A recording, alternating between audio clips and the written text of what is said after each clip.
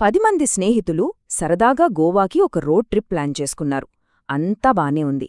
కానీ వాళ్లు తీసుకున్న ఒకే ఒక్క తప్పుడు నిర్ణయం వాళ్ల జీవితాన్నే మార్చేసింది. ఆ ప్రయాణాన్ని ఒక పీడకలగా ఎలా మార్చిందో ఈ కథలో వివరంగా చూద్దాం. అసలు ఆలోచించండి, అంతా హ్యాపీగా సాగిపోతున్న ఒక ట్రిప్ ఒక్కసారిగా ఒక భయంకరమైన మలుపు తీసుకుంటే ఊహించుకోడానికేదోలా ఉంది కదా. వాళ్ల ప్రయాణం కూడా సరిగ్గా అలానే ఒక పీడకలగా మారిపోయింది. ఇక ఆలస్యం చేయకుండా కథలోకి వెళ్ళిపోదాం. సరే, ముందుగా ఈ కథలో ఉన్నవాళ్ల గురించి తెలుసుకుందాం. వీళ్లంతా హైదరాబాద్లో ఒకే కంపెనీలో పనిచేసే 10 మంది స్నేహితులు, కొలీగ్స్ అన్నమాట. మనందరికీ తెలిసినట్టే ఈ సిటీ లైఫ్, ఆ స్ట్రెస్, వీటన్నిటి నుంచి ఒక బ్రేక్ కావాలనిపించింది. అందుకే అందరూ కలిసి ఒక 4 రోజులు గోవా వెళ్ళాలి అని ప్లాన్ చేసుకున్నారు. ప్లాన్ అయితే చాలా సింపుల్. ఈ బిజీ సిటీ లైఫ్ని వదిలేసి ఆ డ్రైవింగ్ని ఎంజాయ్ చేస్తూ గోవాలో కాస్త రిలాక్స్ అవ్వాలి. అనుకున్నట్టే వాళ్ళ జర్నీ చాలా జోష్ఫుల్గా స్టార్ట్ అయింది.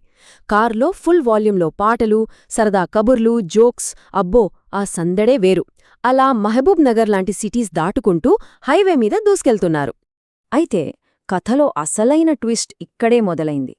రాత్రి సమయం కాస్త లేట్ అయింది.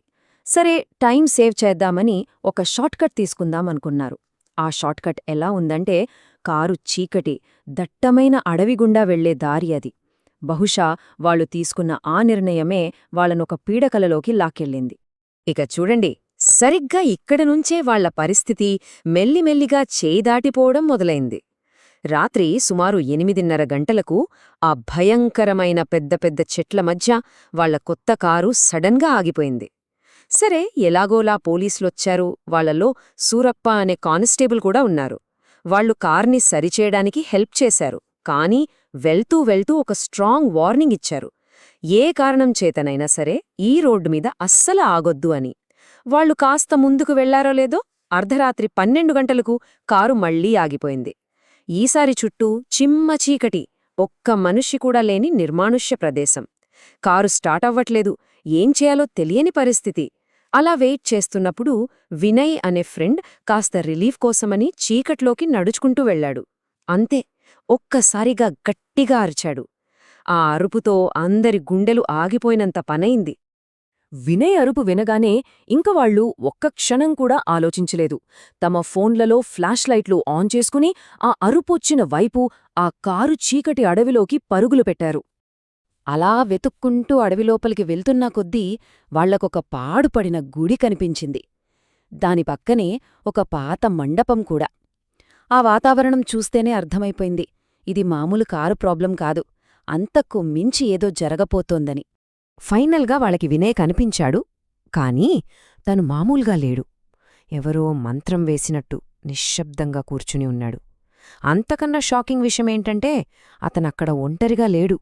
అతని పక్కన ఇంకెవరో ఉన్నారు. వినయ్ పక్కన కూర్చున్న ఆ ఆకారం మెల్లిగా తల పైకెత్తింది. అంతే, వాళ్ల ప్రాణాలు పోయినంత పనైంది. ముఖం మీద జుట్టుపడుంది. ఆ జుట్టేమో నేలను తాకుతోంది. పాలిపోయిన ముఖం, లోపలికి పీక్కుపోయిన కళ్ళు, ఇంకా ఆ పళ్ల సందుల నుంచి రక్తం కారుతోంది. భయంకరమైన, అస్సలు మనిషి నవ్వులా లేని ఒక నవ్వు నవ్వింది. అది చూసి వాళ్లకర్థమైంది, అది మనిషి కాదు, ఒక ప్రీతాత్మ అని. ఆ దెయ్యం తన భయంకరమైన నవ్వుతో పైకి లేచి వాళ్లవైపు చూస్తూ ఇలా అంది, రండి, ఈరోజు నా పెళ్ళి. మీరంతా నా బంధువులు. మీరే నా పెళ్లి చేసి మమ్మల్ని ఒకటి చేయాలి. ఆ మాటలు వినగానే ఆ పరిస్థితి ఎంత భయంకరంగా ఉందో వాళ్లకు పూర్తిగా అర్థమైంది. ఇంకక్కడ ఒక్క సెకండ్ కూడా ఉండకూడదు అనుకున్నారు. వెంటనే వినయ్ని చేతులు పట్టుకుని లాక్కుంటూ కారువైపు పరుగుపెట్టారు. వాళ్ల వెనకాలే ఆ దెయ్యం, నా పెళ్లి కొడుకును వదిలి వెళ్ళకండి అంటూ భయంకరంగా అరుస్తూ వాళ్లని వెంబడించింది. హమ్మయ్యా అనుకుంటూ ఎలాగోలా కారులోకి ఎక్కి డోర్లు లాక్ చేసుకున్నారు. వాళ్ల అదృష్టమేంటంటే, కారు డాష్బోర్డ్ మీద ఒక చిన్న నరసింహస్వామి విగ్రహం ఉంది. ఆ విగ్రహం శక్తి వలనో ఏమో ఆ దెయ్యం లోపలికి రాలేకపోయింది. కాని బయటినుంచి దాని దాడి ఆగలేదు. కారు కిటికీల అద్దాన్ని ఒక్క దెబ్బకు పగలగొట్టింది. తన పదునైన గోళ్లుతో టైర్ని చీల్చేసింది. కారుని అటూ ఇటూ బలంగా ఊపడం మొదలుపెట్టింది. ఇంక వాళ్ల పని అయిపోయింది. ప్రాణభయంతో వణికిపోతున్నారు. సరిగ్గా అప్పుడే కథ ఊహించని ఒక మలుపు తీసుకుంది. అంత భయం మధ్యలో ఒక ఆశకిరణం కనిపించింది. ఆ చిమ్మ చీకట్లో మాసిన గడ్డంతో చేతిలో ఒక కర్ర పట్టుకుని ఒక ముసలాయన కనిపించాడు. ఆయన తనతో పాటు రెండో చాలా శక్తివంతంగా కనిపించే ఎద్దులను నడుపుకుంటూ వస్తున్నారు. ఆయన ఆ రోడ్డు మీద అడుగు పెట్టడంతోనే ఆ దుష్టశక్తి పతనం మొదలైనట్టు అనిపించింది. ఆ తరువాత జరిగిందంతా ఒక అద్భుతం. ఆ ముసలాయన హర హర మహాదేవా అని గట్టిగా గర్జించాడు. ఆ శబ్దానికి ఆ దెయ్యం ఒక అడుగు వెనక్కి తగ్గింది. వెంటనే ఆయన తన చేతిలో ఉన్న కర్రని నేలకేసి కొట్టి ఆ దెయ్యం జుట్టు పట్టుకుని గిరగిరా తిప్పి దూరంగా విసిరేశాడు. కాని అది మళ్లీ వచ్చింది, ఈసారి ఏకంగా 20 అడుగుల రాక్షసి రూపంలో. అప్పుడాయన తన ఎద్దుల వైపు సైగ చేశాడు. అంతే, ఆ 2 ఎద్దులు దానిమీదకి దూకి తమ కొమ్ములతో చీల్చి చెండాడాయి. ఒక్కసారిగా ఒక పెద్ద వెలుగు. ఆ వెలుగులో ఆ దెయ్యం పూర్తిగా నాశనమైపోయింది. ఇక కథ చివరి అంకానికి వచ్చేసింది. ఇక్కడ ఆ ఫ్రెండ్స్కి వాళ్ల ప్రశ్నలకి సమాధానాలు దొరికాయి. దాంతోపాటు వాళ్ల జీవితాన్ని కాపాడిన ఒక కీలకమైన సలహా కూడా అందింది. ఆ ముసలాయన అప్పుడు ఆ దెయ్యం వెనుకున్న కథని చెప్పడం మొదలుపెట్టాడు. ఆ అమ్మాయి తన పెళ్లికి కేవలం 4 రోజుల ముందు సరిగ్గా ఇదే రోడ్డు మీద ఒక యాక్సిడెంట్లో చనిపోయిందట. పెళ్లి చేసుకోవాలని తన కోరిక తీరకుండానే చనిపోవడంతో ఆమె ఆత్మ ఇక్కడే చిక్కుకుపోయి ఈ దారిలో వెళ్లే ప్రతి యువకుడిని తన వరుడుగా భావిస్తూ వెంటపడుతోందని చెప్పాడు. కథ చెప్పిన తర్వాత ఆయన చేసిన పనికి వాళ్లు అక్షరాల షాకయ్యారు.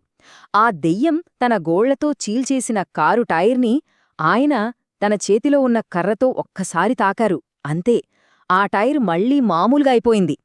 ఈ ఒక్క సంఘటన చాలు ఆయన సామాన్యుడు కాదని చెప్పడానికి. ఇక వాళ్లని పంపిస్తూ ఆయన ఈ మాట చెప్పారు. వెళ్ళండి, ఇక్కడ్నుండి ఒక 10 కిలోమీటర్లు వెళితే మీకొక శివాలయం కనిపిస్తుంది.